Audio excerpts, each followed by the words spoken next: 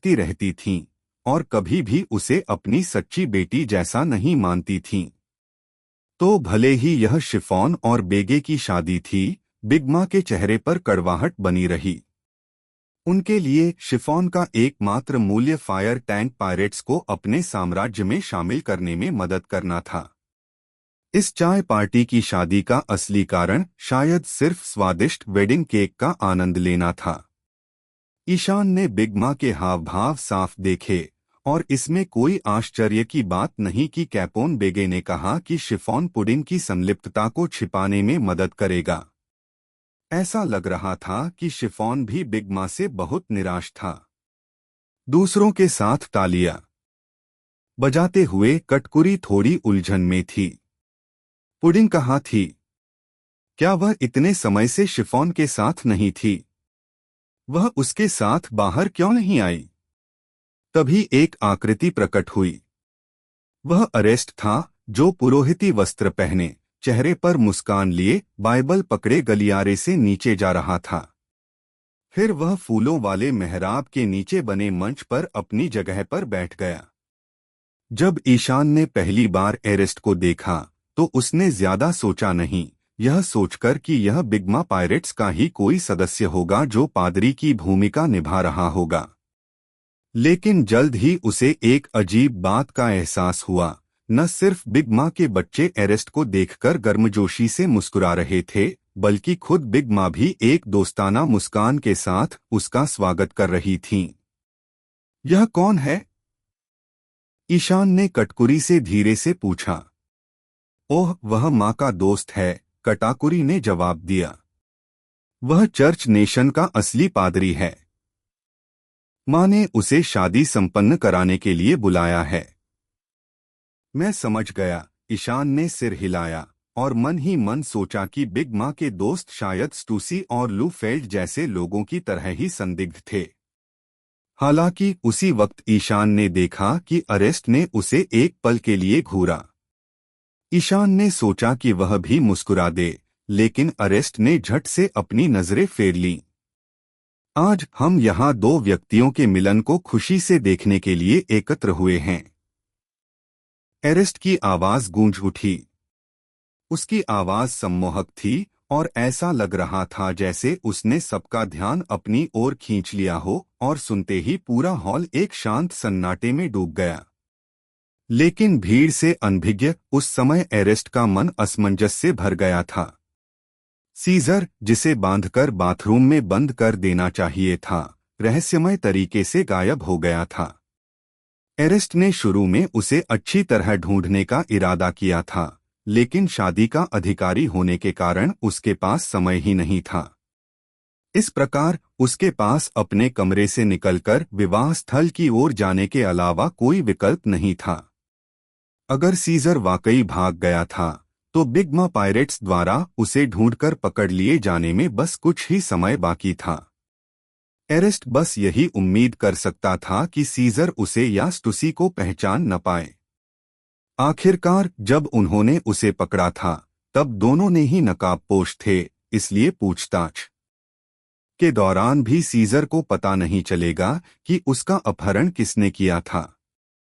जैसे जैसे एरेस्ट शांतिपूर्वक विवाह की रस्में निभा रहा था, उसका दिमाग तेजी से चल रहा था। वह यह सोचने की कोशिश कर रहा था कि उसे अगला कदम क्या उठाना चाहिए।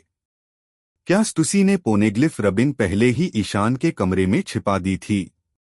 जब तक बिग माँ पायरेट्स मेहमानों के कमरों की तलाशी लेते, उन्हें वह रबिन जरूर मिल जाती। इस विचार के साथ एरेस्ट स्टूसी की ओर देखने से खुद को रोक नहीं सका। हालांकि उन्होंने देखा कि स्टूसी की अभिव्यक्ति बिल्कुल अच्छी नहीं लग रही थी। क्या हुआ? अरेस्ट के दिल में एक भारीपन सा महसूस हुआ। फिर भी अपनी उलझन के बावजूद उसने अपना संयम बनाए रखा, अपनी भूमिका बखूबी निभाता रहा। उसकी आवाज में कोई बदलाव नहीं आया और उसने जल्दी से नजरें फेर लीं। शादी समारोह अपने आप में छोटा था। सामान्य औपचारिकताओं के बाद हमेशा दिखावटी रहने वाले कैपोन बेगे ने एक बड़ी हीरे की अंगूठी निकाली और उसे शिफॉन की उंगली में पहना दी। फिर अपना सिगार एक तरफ फेंकते हुए उन्होंने शिफॉन को पकड़ा और उसे जोश से चूम लिया। उनके चुंबन की तीव्र ध्वनि से ईशान के रोंगटे खड़े हो गए। लेकिन जैसे ही वह वास्तविकता में वापस आए, एक बार फिर से कार्यक्रम स्थल तालियों की गड़गड़ाहट से गूंज उठा और सभी लोग कैपोन बेगे के साहस की प्रशंसा करने लगे। इसके तुरंत बाद संगीत बजने लगा, जो मुख्य समारोह की शुरुआत का संकेत था। रसोइयों के एक समूह द्वारा एक विशाल शादी के केक को एक गाड़ी पर धकेलते हुए विवाह स्थल पर लाया गया। मेहमान दंग रह गए। शादी का केक बहुत बड़ा था, 5-6 लोगों जितना ऊंचा, और जैसे ही वह सामने आया, उसकी मीठी खुशबू पूरे समारोह स्थल में फैल गई। यह बिग मा पायरेट्स के रसोइयों द्वारा बनाई गई एक उत्कृष्ट कृति थी, सचमुच एक उत्कृष्ट रचना। इसे देखकर ही पता चल जाता था कि यह कितनी स्वादिष्ट होगी, और इसमें कोई आश्चर्य की बात नहीं थी कि बिग मा इतनी बेसब्री से इसका इंतजार कर रही थीं। टपकने की आवाज ने ईशान का ध्यान खींचा, और जब उसने मुड़कर देखा तो उसने देखा कि बड़ी माँ अपने गालों पर हाथ रखे हुए हैं, जीभ बाहर निकाले हुए, धीरे धीरे पास आ रहे शादी के केक को लालच भरी नजरों से देख रही हैं। उनके मुंह के कोने से लार टपक रही थी, और जैसे ही वह जमीन पर गिरती, चटचटाती हुई नीचे की घास को खा जाती। चौंककर ईशान जल्दी से उससे दूर चला गया। तभी उसे अचानक याद आया कि कैपोन बेगे ने केक के अंदर बम छिपा रखा था, और सहज ही वह कुछ कदम पीछे हट गया और खुद को और भी दूर कर लिया। आखिरकार वह उस मेज के पास खड़ा हो गया जहां विंसमोक परिवार बैठा था, रीजू के ठीक बगल में। कैपोन बेगे और उसके फायर टैंक पायरेट्स दल पर एक नजर डालते हुए ईशान ने देखा कि वे सभी बिग मा को गौर से देख रहे थे। उनके चेहरे तनाव से भरे हुए थे। ईशान की गहरी नजर ने उसे बेगे के लेफ्टिनेंट वीटो, जो लंबी जीभ वाला आदमी था, पर ध्यान दिलाया। उसका एक हाथ उसकी जेब में दबा हुआ था और पूरे समय वह हिला तक नहीं था। ईशान ने तुरंत अंदाजा लगा लिया कि बम का डेटोनेटर शायद वीटो के हाथ में था और विस्फोट के लिए वही जिम्मेदार था। यह उम्मीद करते हुए कि कुछ गड़बड़ न हो, ईशान ने अपनी नजरें दूसरी ओर घुमा लीं। लेकिन अचानक उसकी नजर अपनी आंख के कोने से कुछ अजीब सी चीज पर पड़ी। तभी शादी की अध्यक्षता करने वाले पादरी एरेस्ट स्टुसी के पास आकर खड़े हो गए। इस समय लगभग सभी का ध्यान केक पर था। ईशान उन चंद लोगों में से एक था जिसने एरेस्ट और स्टुसी की बातचीत पर ध्यान दिया। हालांकि दोनों थोड़ी दूरी पर खड़े थे, ईशान स्टुसी के होठों को हल्के से हिलते हुए देख सकता था, मानो वह एरेस्ट से कुछ फुसफुसा रही हो। क्या ये दोनों वाकई एक दूसरे को जानते हैं? ये बात समझ से परे है। स्टुसी CP0 की सदस्य है, तो वो एरेस्ट से कैसे परिचित हो सकती है? जब ईशान इस बात पर उलझन में था, तो उसने देखा कि दोनों धीरे धीरे एक दूसरे से दूर जा रहे हैं, और उसने तुरंत अपना ध्यान उस दृश्य पर केंद्रित कर लिया। अब तक शादी का केक समारोह स्थल के बीचों बीच रख दिया गया था, और बड़ी माँ उत्साह से बोली, चलो चलो, चाय पार्टी शुरू हो रही है। भीड़ थोड़ी और पास आ गई। हालांकि कैपोन बेगे और उनके फायर टैंक पायरेट्स दल ने कोई कदम नहीं उठाया, न ही ईशान ने। बल्कि ईशान ने सावधानी से रीजू का हाथ खींच लिया और थोड़ा पीछे हट गया। रीजू ने कुछ असमंजस के साथ ईशान की ओर देखा, लेकिन उसने अपनी आंखों से उसे एक सूक्ष्म संकेत दिया, जिससे उसे सतर्क रहने का संकेत मिला। ईशान को बम की सटीक शक्ति के बारे में यकीन नहीं था, लेकिन उसे पता था कि कैपोन बेगे और उसका दल केक को विस्फोट करने से पहले बिग मा के केक खाने तक इंतजार करेंगे। विस्फोट के प्रभाव से बचने के लिए यह दूरी काफी होनी चाहिए। माँ, क्या आप केक काटने से पहले कुछ नहीं कहेंगी? कटकुरी ने बड़ी माँ के पास खड़े होकर उनकी ओर देखते हुए पूछा। मामा, मैं आज बहुत खुश हूँ। तुम सब कितने अच्छे बच्चे हो।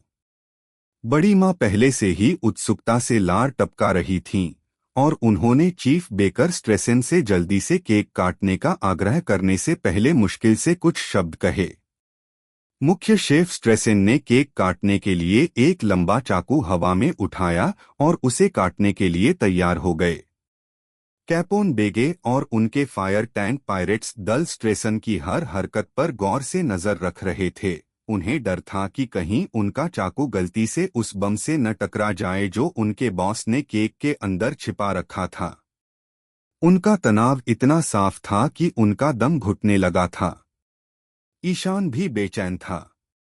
अगर बिग माँ बम को सफलतापूर्वक खा लेती तो बहुत अच्छा होता, लेकिन अगर कुछ गड़बड़ हुई तो इसका मतलब था कि उनके बीच कड़ी टक्कर होने वाली थी।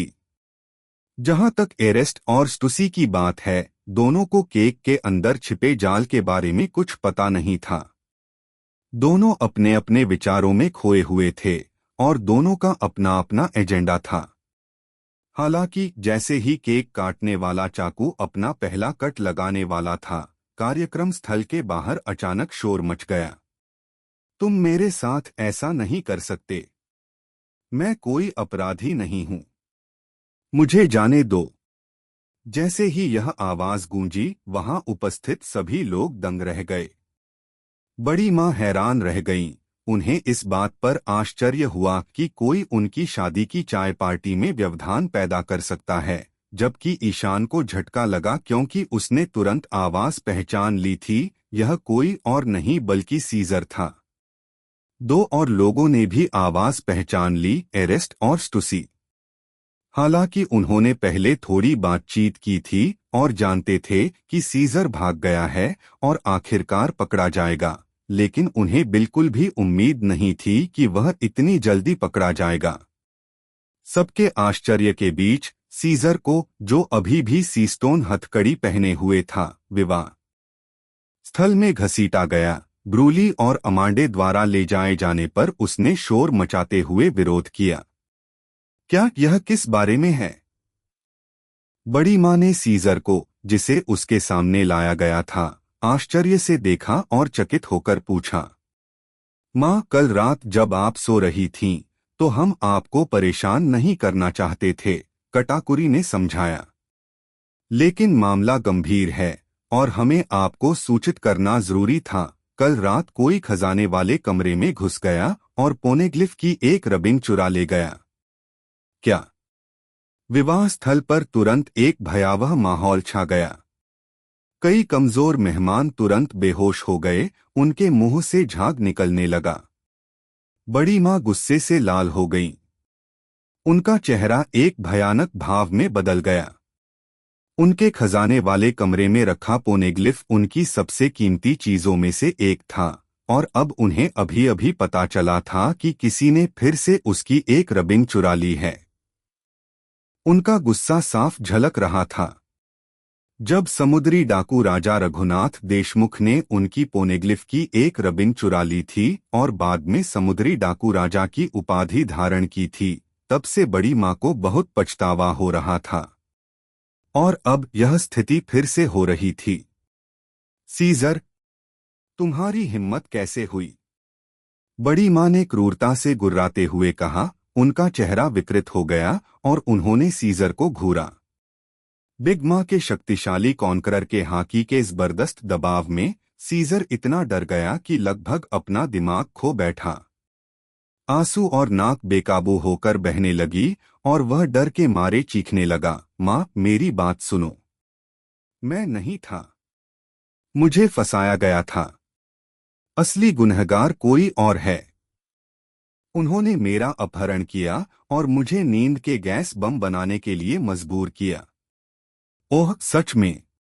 बड़ी माँ ने सीजर के पीछे खड़े पेरोस्पेरो और ब्रूली की ओर देखा। बड़ी माँ के गुस्से का सामना करते हुए पेरोस्पेरो और बाकी लोग भी उतने ही डर गए। खुद को संभालते हुए उन्होंने जवाब दिया, हाँ माँ। हमने सीजर को मिरर वर्ल्ड में पकड़ा था और जब हमने उसे पाया तो उसने पहले से ही सीस्टोन की हथकड़ियां पहनी हुई थीं। वह शायद झूठ नहीं बोल रहा है। सीजर ने गुस्से से सिर हिलाया और हताश होकर सहमति में बोला। पीछे से यह दृश्य देख ईशान अवाक रह गया। अब उसे आखिरकार समझ आ गया था कि पिछली रात क्या हुआ था, लेकिन उसने कभी नहीं सोचा था कि सीजर भी इसमें शामिल हो जाएगा। सीजर, आप कितने बदकिस्मत हो सकते हैं। अगर तुम्हारा अपहरण भी हुआ हो तो कम से कम तुम्हें पता तो होना चाहिए कि किसने किया, है ना। बड़ी माँ की नजर सीजर पर पड़ी। उसकी भयावह उपस्थिति के बल से उसे ऐसा लग रहा था मानो उसे किसी भी पल जिंदा खा लिया जाएगा। डर के मारे सीजर ने खुद को रोक नहीं पाया और जो कुछ भी जानता था सब उगल दिया। वे दो थे, एक लंबा, एक नाटा। मैंने उनके चेहरे साफ नहीं देखे क्योंकि दोनों ने मुखौटे पहने हुए थे, लेकिन मुझे पक्का पता था वे विश्व सरकार के साथ थे। मैं उस विशिष्ट आभा से बता सकता था। मैं कोई गलतफहमी नहीं कर सकता। सीजर के शब्दों पर पूरे आयोजन स्थल पर जोरदार हंगामा मच गया। ये तो पूरा केक द्वीप था। विश्व सरकार के एजेंट इसमें कैसे घुस आए होंगे? क्या हो रहा था? तुरंत ही बिगमा पायरेट्स के प्रत्येक सदस्य ने अपने हथियार निकाल लिए। उनकी निगाहें मेहमानों को संदेह की दृष्टि से देखने लगीं। बिगमा और कटकुरी के चेहरे भी सख्त हो गए। बिगमा पायरेट्स के सभी सदस्य भरोसेमंद लोग थे, इसलिए अगर उनमें विश्व सरकार के एजेंट थे तो वह मेहमानों के इस समूह में से ही कोई होगा। ईशान शांत भाव से रीजू के साथ कंधे से कंधा मिलाकर खड़ा था, लेकिन उसकी परिधीय दृष्टि स्टूसी पर टिकी हुई थी। वह स्टूसी की असली पहचान से अच्छी तरह वाकिफ था। अगर सीजर की बात सच थी तो अपहरणकर्ताओं में से एक वही होनी चाहिए थी। लेकिन सीजर ने दो लोगों का जिक्र किया था, जिसका मतलब था कि स्टूसी का कोई साथी जरूर रहा होगा। कौन हो सकता है? ईशान ने अरेस्ट की तरफ देखा। इस बीच बिग माँ ने अपने बगल में खड़े एक प्रमुख व्यक्ति, वर्ल्ड इकोनॉमिक न्यूज के अध्यक्ष बिग न्यूज मॉर्गन्स को झपट्टा मारकर पकड़ लिया था। यह आदमी असल में मिंक जनजाति का एक विशालकाय पक्षी था, और जब बिग माँ ने उसकी गर्दन पकड़कर उसे जमीन से उठाया तो वह गुस्से से थूकते हुए बोली, मॉर्गन्स, क्या वह तुम थे? मैं नहीं था, माँ। मॉर्गन्स घबराहट में छटपटाने लगा। उसके पंख इधर उधर उड़ रहे थे और वह संघर्ष कर रहा था। मैं विश्व सरकार के लिए समाचार प्रकाशित कर सकता हूं, लेकिन मैं उनमें से बिल्कुल नहीं हूं। माँ, आपको मेरी बात पर विश्वास करना होगा। बिग माँ ने लापरवाही से मॉर्गन्स को जमीन पर फेंक दिया, फिर तुरंत समुद्री परिवहन राजा उमित को पकड़ लिया और उससे भी उतनी ही सख्ती से पूछताछ की। तभी स्टूसी अचानक आगे आया और चिढ़ाते हुए बोला, शांत हो जाओ लिनलिन। मुझे पता है तुम गुस्से में हो, लेकिन अपना आपा मत खोना। हम सब कई सालों से तुम्हारे दोस्त हैं। हम में से कोई भी विश्व सरकार का हिस्सा कैसे हो सकता है? फिर वह सीजर की ओर मुड़ी और बोली, और कौन जाने यह आदमी सच बोल रहा है या नहीं। अगर मुझे ठीक से याद है तो वह इस चाय पार्टी की मेहमानों की सूची में भी नहीं था, है ना? उसे अंदर कौन लाया? विश्व सरकार की एक प्रशिक्षित खुफिया अधिकारी होने के नाते स्टूसी दबाव में खुद को संभालना जानती थी। अपनी आंतरिक चिंता के बावजूद उसने जरा भी घबराहट नहीं दिखाई, बल्कि सहजता से सारा दोष सीजर पर मढ़ दिया। इससे बड़ी माँ की नजर तुरंत ईशान पर पड़ी, क्योंकि उन्हें भी एहसास हो गया कि यह ईशान ही था जो सीजर को साथ लाया था। हालांकि ईशान बस हैरान दिख रहा था। उसने असहाय भाव से अपने कंधे उचकाए, मानो कह रहा हो, यह अजीब है।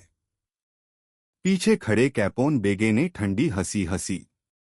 हालांकि उसे अभी तक नहीं पता था कि खजाने वाले कमरे में कौन घुसा था, लेकिन उसे पता था कि स्टुसी द्वारा ईशान पर दोष मढ़ने की कोशिश नाकाम होने वाली है। और हाँ, बड़ी माँ के कुछ बोलने से पहले ही स्मूथी अचानक आगे आया और धीरे से बोला, माँ, वो ईशान नहीं हो सकता। क्या आप कल पुडिंग को दिया गया मिशन भूल गईं? बिल्कुल सही। बड़ी माँ को तुरंत सच्चाई समझ आ गई। ईशान की याददाश्त पुडिंग ने बदल दी थी।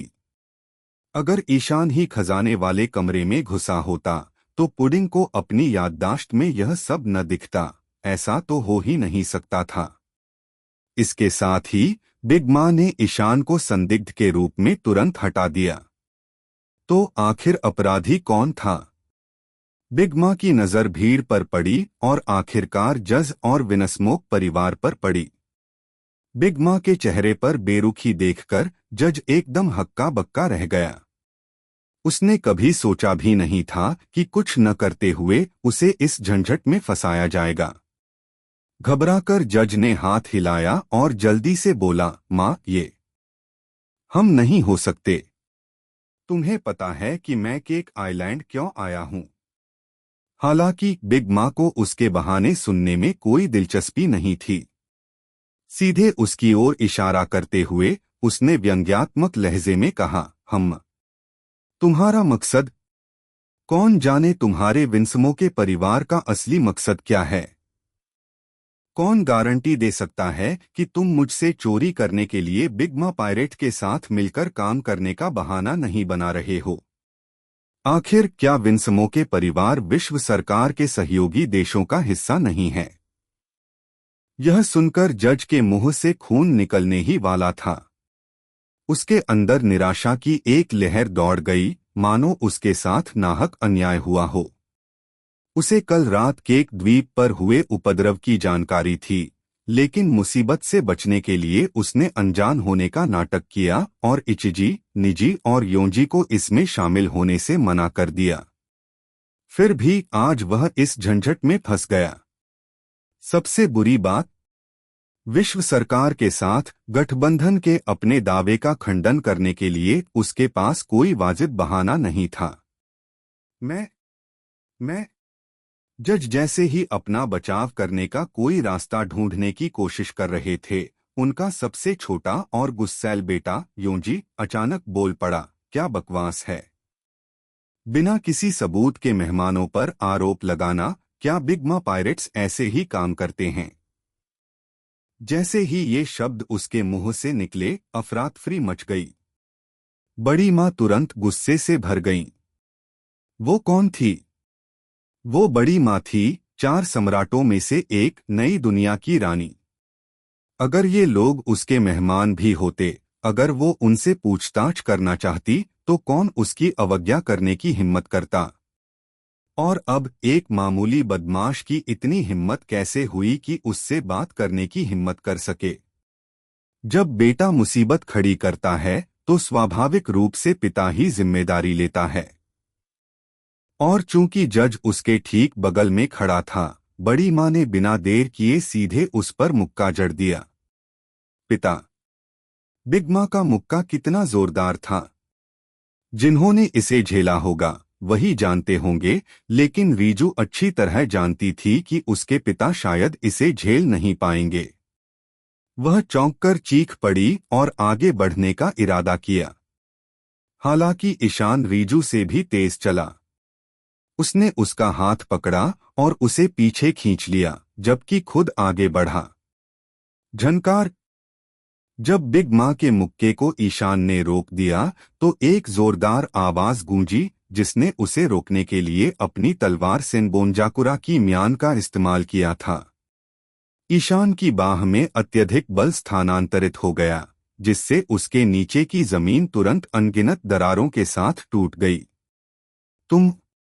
तुम जज ने ईशान की पीठ की ओर देखा, जो इतनी करीब थी कि बोलने के लिए शब्द नहीं ढूंढ पा रही थी। लेकिन ईशान को उसकी बात पर ध्यान देने का समय ही नहीं मिला। दांत पीसते हुए उसने पूरी ताकत लगाकर बड़ी माँ की मुट्ठी को किसी तरह टाल दिया। ईशान। बड़ी माँ गुस्से में उस पर चिल्लाई, तुम्हारी हिम्मत कैसे हुई मुझे रोकने की? कटकुरी और बाकी लोग ईशान को देखकर हैरान रह गए। उन्हें हैरानी हो रही थी कि ईशान ने बिग माँ के घूंसे को रोकने की हिम्मत कैसे की। हालांकि उन्हें पता था कि उसने अपनी पूरी ताकत नहीं लगाई थी, फिर भी यह बात कि ईशान बिल्कुल भी चोटिल नहीं हुआ, किसी को भी बेचैन कर देने के लिए काफी थी। जहां तक स्मूथी की बात है, उसने ईशान को प्रशंसा और चिंता दोनों से देखा। हालांकि ईशान ने बड़ी माँ के गुस्से के जवाब में मुस्कुराकर कहा, मेहमानों की बात करें तो विनसमुख परिवार के अलावा क्या यहाँ कोई और व्यक्ति नहीं है।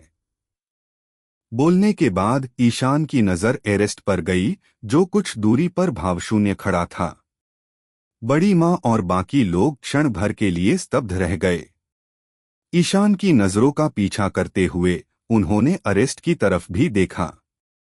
बिल्कुल सही, अरेस्ट भी यहाँ केक आइलैंड पर मेहमान था। हालांकि कटकुरी और अन्य लोग जानते थे कि एरेस्ट बिग माँ का मित्र था, लेकिन वास्तव में वे उसके बारे में बहुत कम जानते थे। अब जब सब उसे घूर रहे थे, तो अरेस्ट घबराने की बजाय धीरे से मुस्कुराया और अपना सिर हिलाया। लिनलिन, मैं मेहमान जरूर हूँ, लेकिन यह मत भूलना कि तुमने ही मुझे रुकने और शादी में रस्म अदा करने के लिए कहा था। एरेस्ट की बातें सुनकर बड़ी माँ क्षण भर के लिए स्तब्ध रह गईं। उसने चारों ओर देखा, सभी पर संदेह हो रहा था, फिर भी वह यह निर्धारित करने में असमर्थ थी कि वास्तव में कौन जिम्मेदार हो सकता है। तभी एरेस्ट ने आगे कहा, हालांकि मुझे ठीक ठीक नहीं पता कि क्या चोरी हुआ है, लेकिन सारे मेहमान यहाँ इकट्ठे हुए हैं। जो कुछ भी गायब है वह कहीं छिपा होगा। क्यों न अपने लोगों से उसे ढूंढवाएं। हाँ, जगह की तलाशी लो, जज ने तुरंत कहा। यह तो बढ़िया आइडिया है। वह अपने ऊपर लगे संदेह को दूर करने के लिए उत्सुक था और अब उसे किसी और चीज की परवाह नहीं थी। रीजू ने हैरानी से एरेस्ट की तरफ देखा। उसने शुरू में सोचा था कि स्टूसी ने ही तलाशी का सुझाव दिया होगा।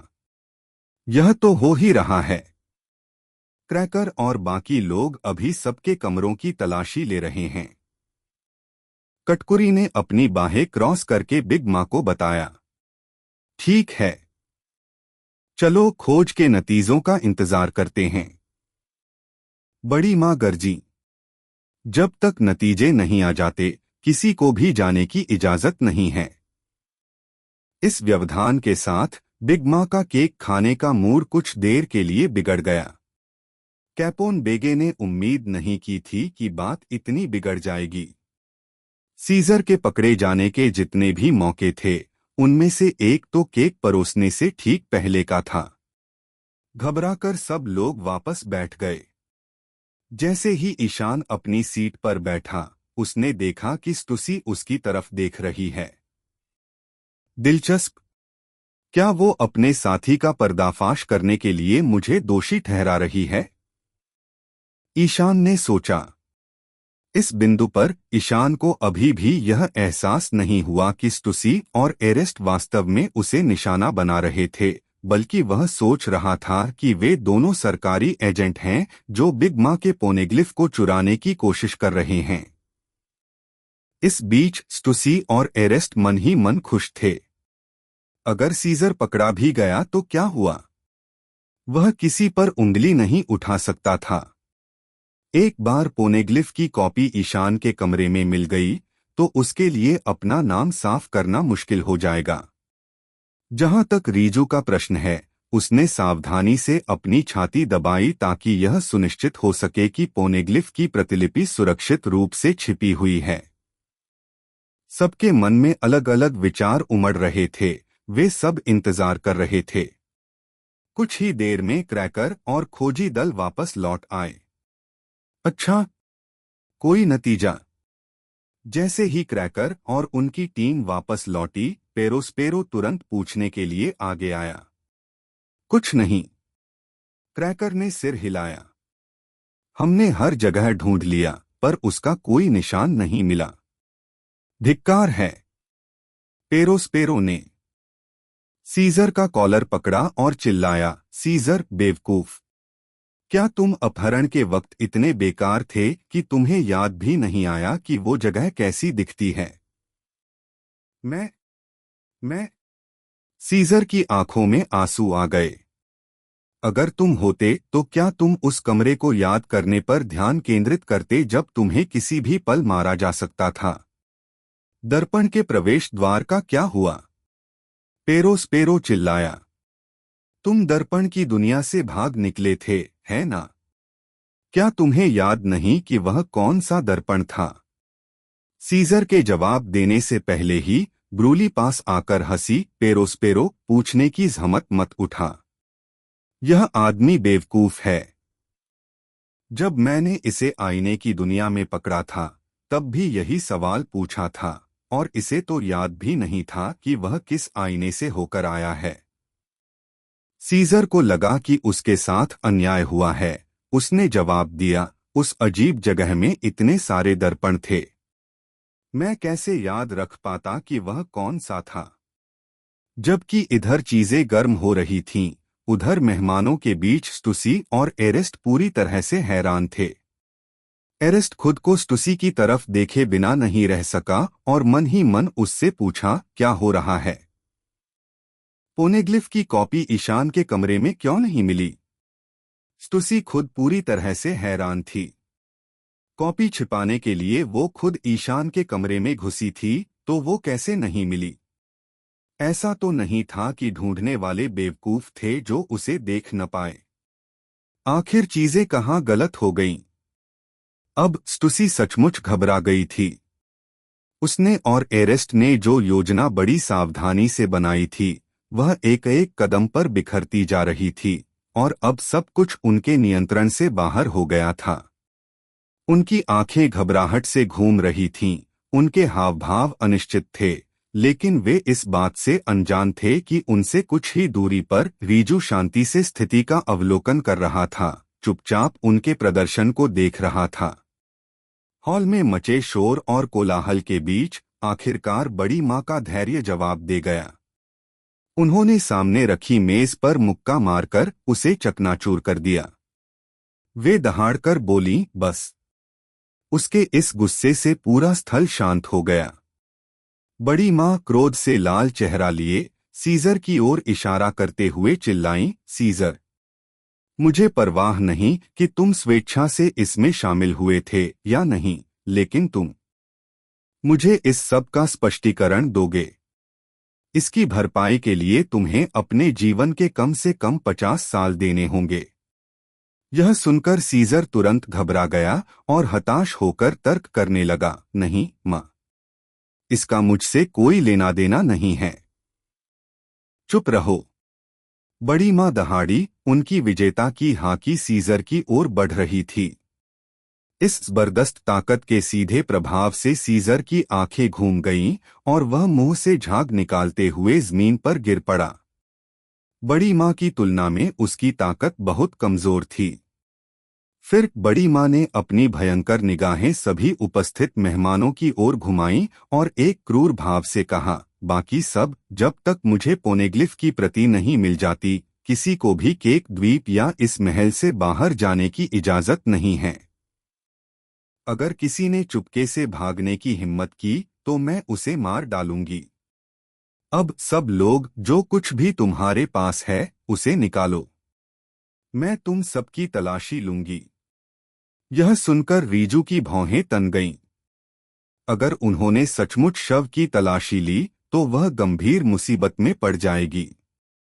उसी समय ईशान ने भी भौहें चढ़ाई। शरीर की तलाशी?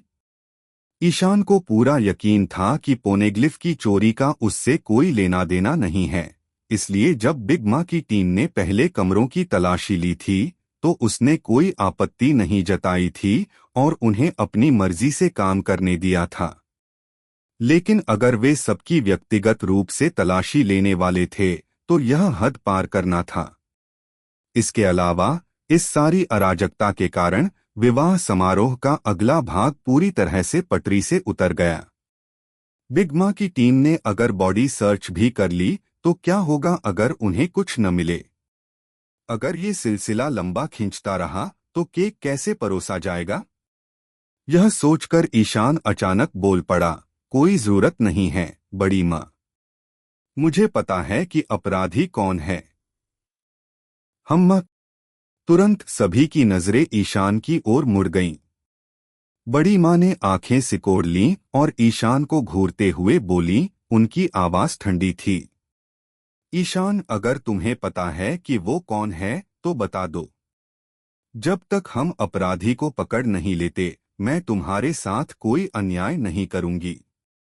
ईशान मुस्कुराया, अपना दाहिना हाथ उठाया और जैसे ही सब असमंजस में देखने लगे उसके हाथ से अचानक एक काली लौ फूट पड़ी। फिर किसी को भी प्रतिक्रिया करने का समय दिए बिना ईशान ने अपना दाहिना हाथ हिलाया और एक तेज गति से जमीन पर जलती हुई हयाकुहाची शिकी डार्क हुक को फेंक दिया। काली लपटें गरजती हुई सीधे स्टुसी की ओर दौड़ी। आसन्न खतरे को भांपते हुए स्टुसी का दिल तेजी से धड़कने लगा और वह सहज रूप से ईशान की डार्क हुक लपटों से बचने के लिए कूद पड़ी। अरे, ये क्या कर रहे हो?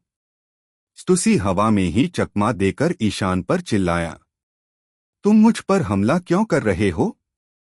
लेकिन ईशान ने कोई प्रतिक्रिया नहीं दी, बल्कि उसने अपना दाहिना हाथ नीचे उस जगह की ओर इशारा किया जहां स्टुसी अभी भी हवा में लटकी हुई थी। हादो नन 4 बायकुराई, विनाश का मार्ग नन 4 सफेद बिजली। ईशान की उंगलियों से एक चमकदार सफेद बिजली की चमक लेजर की तरह निकली जो सीधे स्टुसी पर निशाना साध रही थी। चूंकि ईशान का हमला उसके पैरों पर था उसने सहज ही उसे चकमा देने के लिए हवा में ही लात मारी। यद्यपि वह बयाकुराई से सफलतापूर्वक बच गई लेकिन उसका पूरा शरीर अचानक अकड़ गया। उसे बहुत देर से एहसास हुआ कि वह ईशान के जाल में फंस चुकी थी। स्टुसी को देख रहे दर्शकों ने कुछ अजीब बात नोटिस की, हवा में ही वह अचानक और भी ऊंची छलांग लगाने लगी। वह तो बहुत जाना पहचाना लग रहा है। जज ने हैरानी से कहा, क्या वह मूनवॉक गेप्पो है? जैसे ही यह शब्द जज के मुंह से निकला वहां उपस्थित सभी लोग तुरंत समझ गए। धिक्कार है। मूनवॉक, नौसेना की 6 शक्तियां। पेरोस्पेरो गुस्से से पैर पटकते हुए चिल्लाया, तो असली अपराधी वही है। और अभी अभी वो चोर को पकड़ने का नाटक कर रही थी। Shin Shin Shin. नीचे बंदूकों की आवाज गूंज उठी और बिग माँ के सभी समुद्री लुटेरों ने तुरंत स्टुसी पर अपने हथियार तान दिए जो अभी भी हवा में लटका हुआ था। यहां तक कि बड़ी माँ भी सदमे और गुस्से से भरकर उस पर चिल्लाई, स्टुसी, मुझे यकीन नहीं हो रहा कि ये तुम हो। इस दुनिया में जहां कई मार्शल आर्ट शैलियां हैं वहीं नौसेना की रोकुशिकी 6 शक्तियां अपनी अलग पहचान रखती है। यह एक विशिष्ट युद्ध तकनीक है जो केवल नौसेना और विश्व सरकार की खुफिया शाखाओं तक ही सीमित है। आमतौर पर गैर नौसेना कर्मी इसे नहीं सीखते। यदि कोई इसे सीखने का प्रयास भी करे तो अपार प्रतिभा और वर्षों के कठिन प्रशिक्षण के बिना इसमें महारत हासिल करना लगभग असंभव है। यहां तक कि संजय, जो पैरों से लड़ने में बेहद कुशल हैं, हवा में उड़ने के लिए केवल 6 शक्तियों में से एक मूनवॉक में ही महारत हासिल कर पाए।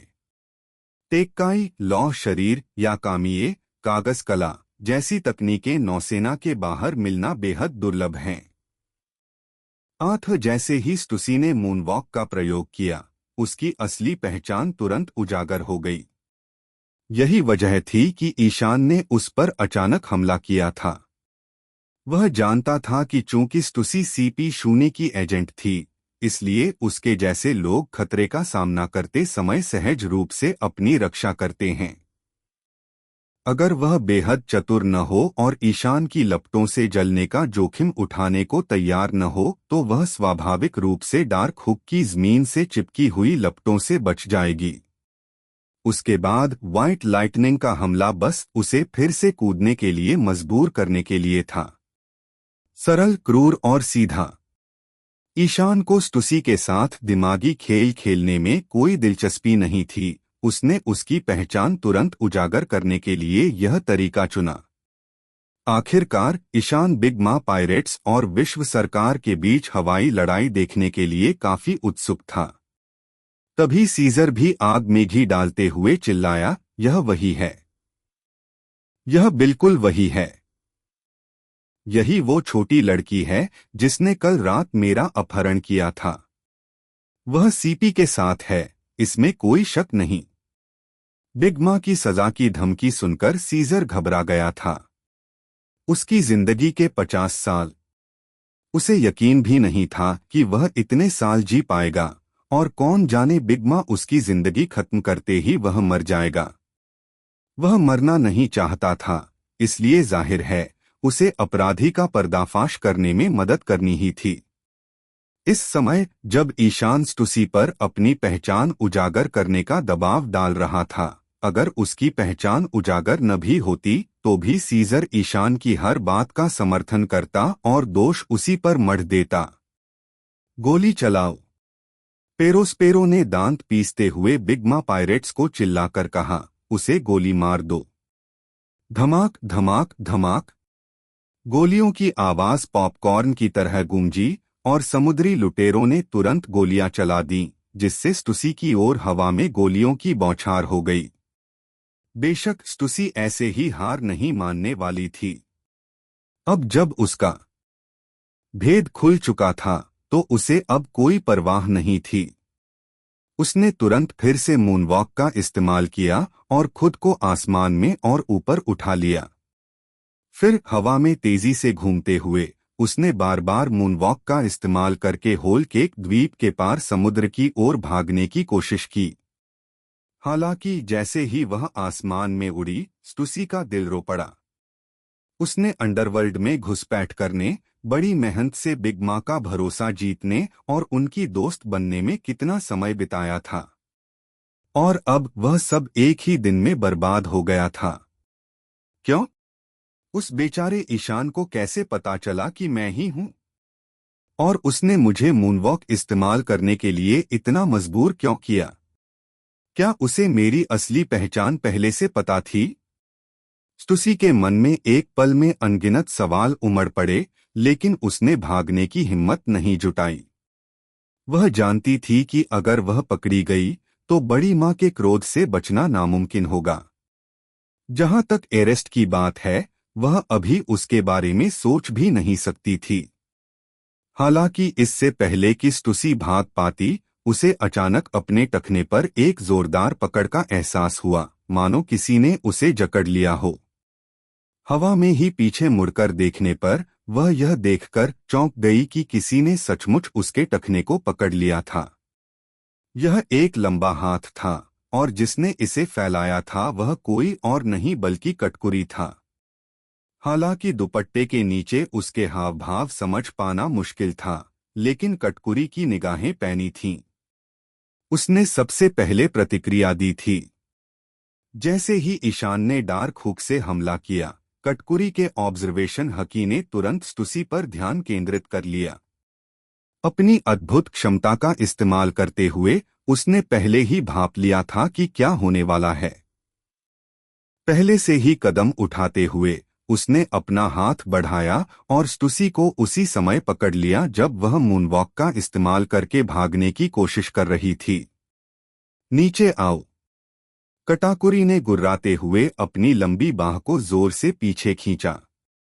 स्टुसी हताश होकर अपने खाली पैर से मूनवॉक के साथ कदम बढ़ाने की कोशिश कर रही थी, ताकि उसके खिंचाव की ताकत को कम कर सके। हालांकि उनमें से एक जमीन पर और दूसरा हवा में था, और कटाकुरी शारीरिक रूप से ज्यादा ताकतवर था, इसलिए यह लाजिमी था कि उसकी ताकत पर भारी पड़ जाए। जब स्टुसी को एहसास हुआ कि वह कटकुरी की पकड़ से आजाद नहीं हो सकती, तो उसने पूरी ताकत झोंक दी।